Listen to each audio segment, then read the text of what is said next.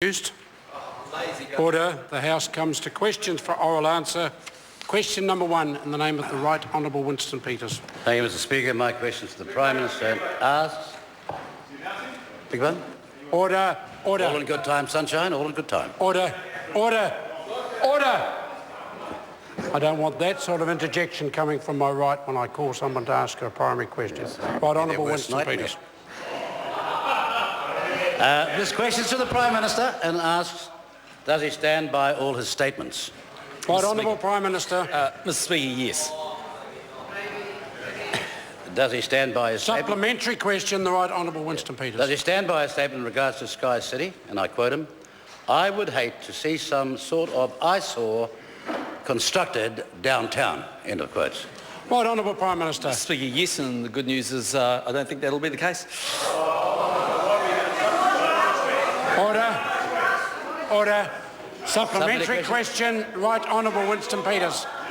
Why did he choose to announce that taxpayer funds may be given to Sky City on February the 10th, just one day before Sky City announced their mid-year results? Right Honourable Prime Minister. Mr Speaker, what I did do is didn't take any options off the table because negotiations hadn't been completed. And I answered questions from, I think, at the initial instance, Corin Dan, the TV1's chief political reporter. I guess the difference between my career and his is I answer the questions and order, he doesn't. Order. And that won't help the order of the House. Order. Well, if that's the case... Supplementary question, Right Honourable Winston Peters. If that's the case, my question is, why did he say, I would hate to see some sort of eyesore constructed downtown and make that statement on the February the 10th and have full regard for the fact that he controls the press statements from his office, not the media itself, when this information was known on the 19th of December? Right Honourable Prime Minister. Mr Speaker, because I would and because I was asked on February the 10th. Supplementary question. Supplementary question, Right Honourable Winston Peters. Has he seen the massive increase in the share price for Sky City as a consequence of his precipitate, thoughtless comments? And what is he doing as Prime Minister as the epicentre for market manipulation? Right Honourable Prime Minister, either of those supplementary questions. Mr Speaker, and answer the first part of the question, no. Supplementary. Supplementary question, Right Honourable Winston Peters. How many times has he met with Sky City investors and management since they announced on 19 December that they would need more funds? Right Honourable Prime Minister. Mr Speaker, I'd need to check fully with my office to be absolutely 100% sure, but from memory, the only person I've seen from Sky City that I can recall in that period of time from the 19th of December 2014 to today was Chris Moller, because I saw him in his capacity as head of the cricket.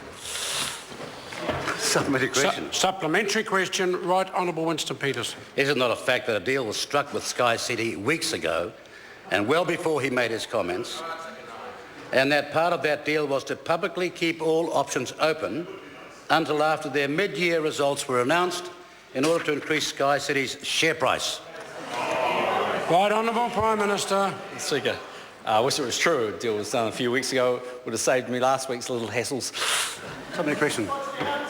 Supplementary question, Right Honourable Winston Peters. Does the Prime Minister not understand how the market would be influenced by comments from his office? And why did he make them, having regard to the fact that they were likely to boot the price up, as they did, by a massive $76 million? Right Honourable Prime Minister. Mr Speaker, last week I was asked questions about whether would it be possible, in theory, for the taxpayer to make some contribution to Sky City on the back of their requests. As I said at the time, I'm not taking anything off the table. In reality, a deal was agreed with Sky City on Friday, confirmed by their board over the weekend. That's the sequence of events, and that's the way those things happen. Well, they do on that particular occasion when they need to get things settled down. A point of order, Speaker. Point of order, Right Honourable Winston Mr. Peters. Speaker, I seek to table 2 documents prepared by FinData on the movement of this share price as a consequence of the Prime Minister's statements. Order, order. It's marginal whether I should even be putting the leave in that it's information that's available to the public, but for the benefit of the House, and it may be informative, I'll put the leave and leave. The House can decide, leave us on to table those 2 documents. Is there any objection? There is none. They can be tabled. Point of order, the Honourable Jerry Brownlee. Mr Speaker, what you keep, I noticed this year, making exceptions to a rule that was pretty well established. Those documents are quite public. And the point had been made, I think, during the question time. So the support of it with a public document is not necessary, but the House is not going to decline someone tabling a public document. The purpose of having that come into effect as a sort of speaker's ruling was to stop taking the House's time over stuff that that is available to members. Yeah. Order. And I appreciate the point the members made. Perhaps at the start of this year I'm being too generous with some members. I will have a look at it. But the Minister's quite right to point out information that's not generally available and will inform the House is the sort of information we expect to have tabled. But at the end of the day, when I put the leave, it's entirely over to any member of the House to object if they don't think the paper's going to be relevant. Question number... point of order, the Right Honourable Prime Minister. Mr Speaker, Order. Again, this is now a point of order. For good order, as I said to the House earlier in answer to Mr Peters, I'll need to check with my office absolutely about Sky City people, but I do recall that Peter Tracy was at a function I was at about a week or so ago. I assume he'd be concluded as part of the management, but I'll get him a full list. Order. Question number 2, Andrew Little. Thank you, Mr Speaker. My question is to the Prime Minister.